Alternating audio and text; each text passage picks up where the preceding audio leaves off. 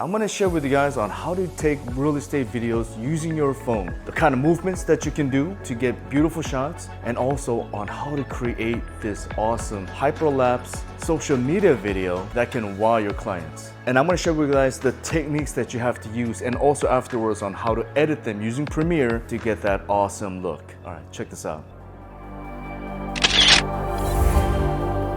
What's up guys, Marion from Camera to Freedom. If you guys use your camera to take photos and videos and make YouTube content so that you can live a life of freedom, like how I'm trying to do with all my cameras, then hit that like and subscribe and let's go guys. So first off, I'm gonna go straight into it. So how to take real estate videos with your phone. Now half of my clients don't even know that some of those shots are taken from my phone, even though I do bring a big DJI gimbal with a mirrorless camera, full setup to get the beautiful shots. But there are some times I love to use my phone.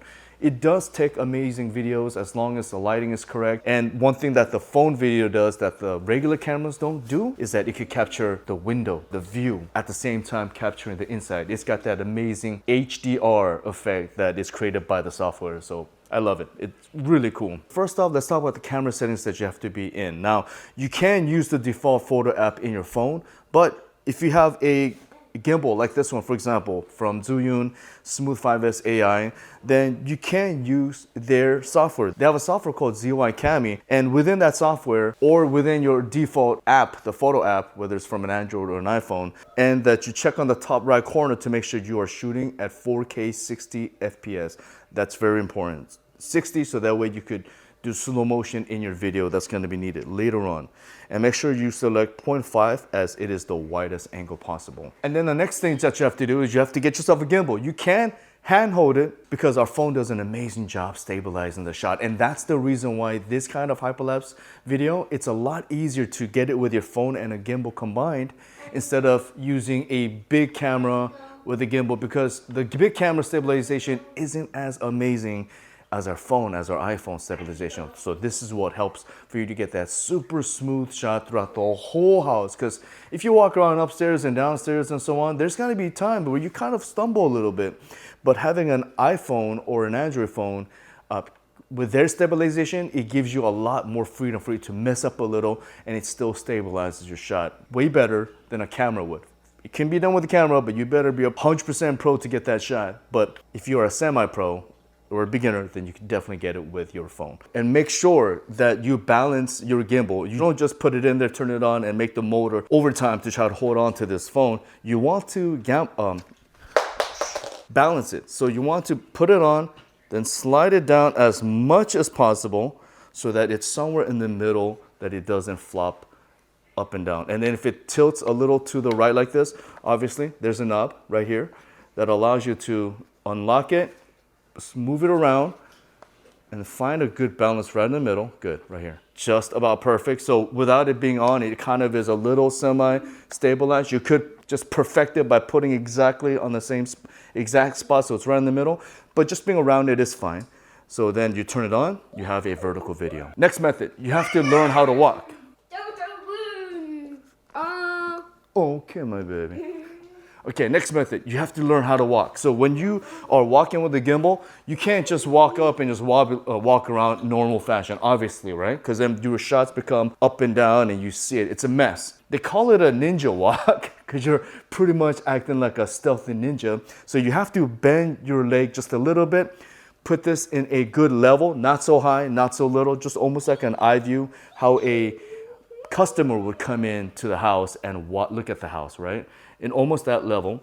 And by bending it, it allows you to be still. As if you had a plate on top of your head, you could just kind of balance yourself. So this allows you to walk very smoothly, just like that. Just as you can see, it does look a little silly, but you have to shoot in this kind of manner. Now, with the arms, the best is to hold it out this way, so that way your wrist doesn't turn left and right. If you hold it out like this, then you could easily mess up by doing this, right?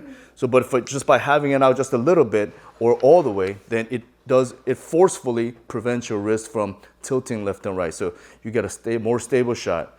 Next, make sure that you extend this, like this Zhiyun 5S, as long as possible by having the leg stand on there, and you get to hold the top and the bottom, and you're more stabilized that way. And then when you walk around, you get to just walk around like this. you get 5 different modes on a gimbal. So the first mode is PF mode, pan follow mode. So you could pan left and right, but you won't go up and down. Lock mode. So it's locked in, as you can see exactly. So if you want to make sure you get that smooth forward and backward shot without panning left and right or tilting up and down, you just get on that mode. So no matter what you do, it just stays right in the middle. Follow mode. So this is just everything. I use this mode most of the time. I'm very good with the gimbal, so I am confident when it comes to having to move up or down, left and right, so I could just kind of keep still. And this is the mode that I'm in most of the time, so that way I have full control on what I want to do. If I want to go forward and backwards, I can pan up and down. So you have that option. You have a full control of what you want to do. POV mode,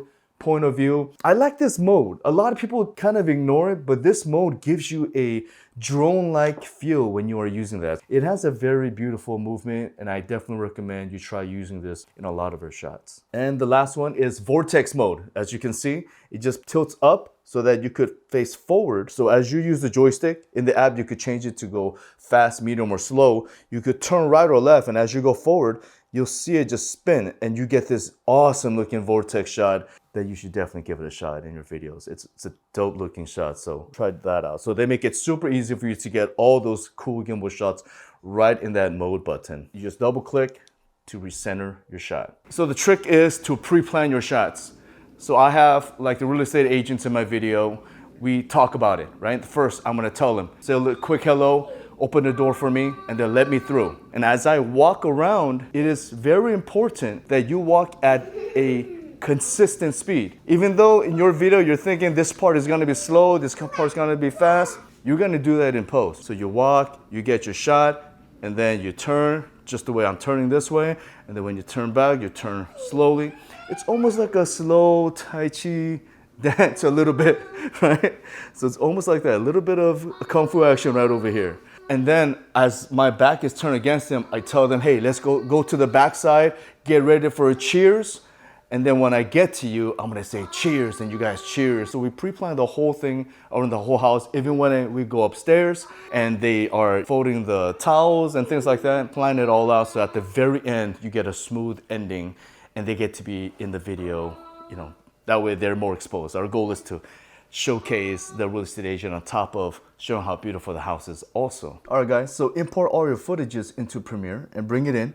When you create a new sequence, there's social and there's a portrait 9:16 30 FPS. 30 FPS is a mobile video friendly frames. So a lot of YouTube videos and a lot of reels that you're watching, it likes to be played on 30 FPS instead of our favorite 24 or the 60 FPS that we shot this video in. If you don't have that setting, then all you have to do is just create a new sequence, and then you could change the sequence to 1080 pixel by 1920 pixel, which is, you know, vertical for HD mode. What's important in this video is that, first off, you want sound effects. Press.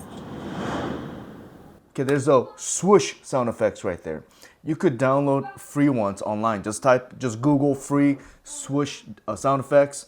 There's some on YouTube that you could even just download the audio, and you could just get yourself swoosh effects, because every time you do like a quick whipping, you want a sound effects to come with it. It just looks weird if it doesn't have a sound effects. The times that you're whipping, just like that, you want to right click on your clip, show clip keyframe, and then you want to select time remap and make sure speed is selected. So I have Jason Coleman and Gizemo over here on this video. Awesome real estate agent, a friend of mine. Okay, here we go. Welcome to the Uptown District. In the heart of your press. Okay, and then I asked him to move out of the way, and I'm gonna go. So I'm gonna whip it in, because walking towards the door is kind of boring unless the door itself is amazing looking, then take your time. But I want to get straight to the living room. So as I move forward, I pick that one spot, hold command, and your arrow turns into a plus. It allows you to put a marker right there. And then I go all the way fast forward to the area where I wanted to finally come to a stop or slow down. I want to showcase the living room. So that's where I'm at. And then I add another keyframe right here. There it is. In the middle, all I do is just slide it upwards. And I give it about 700. It's to your taste for sure. Around 700 is like a good marker. Boom, it goes quick. And then you want the motion to go slowly, then fast, and then slow down. So it's almost like a roller coaster. It's a natural movement. You don't really go pop like that. you want to go slowly, fast, and then come to a slow stop. This Premiere allows you to click on the little marker there and spread it. You spread it so that way it gradually slows down. So if you see, boom, and then slowly comes down to a slowdown. And the cool thing is that if you select one of it, a little icon will appear that you could turn, and it smooths it out. So instead of like slow, fast, slow, it'll slowly get to the speed and then slowly come to a halt. I added the sound effects right at the peak of that movement. And as you can see, boom, it looks nice. Well, excuse the video, it's jerking just because the replay is jerking. But the next important thing that you want to add is motion blur. Now you can literally buy a $100 motion blur plugin that I highly recommend. It's called Real Smart Motion Blur. I'm cheap. If you get one, if you buy one and you hook me up, I would love you for it. If you shared the code with me, I would love you for it. But I'm so cheap at heart that I end up just making my own, and you can too. If you buy the plugin, it'll create all this motion for you, because when you pan left and pan right, you want it to look blurry instead of crisp. Because naturally when we look left and right, it's a little blurry, right? When you see cars moving fast, they look blurry, right? It's pleasing to the eye.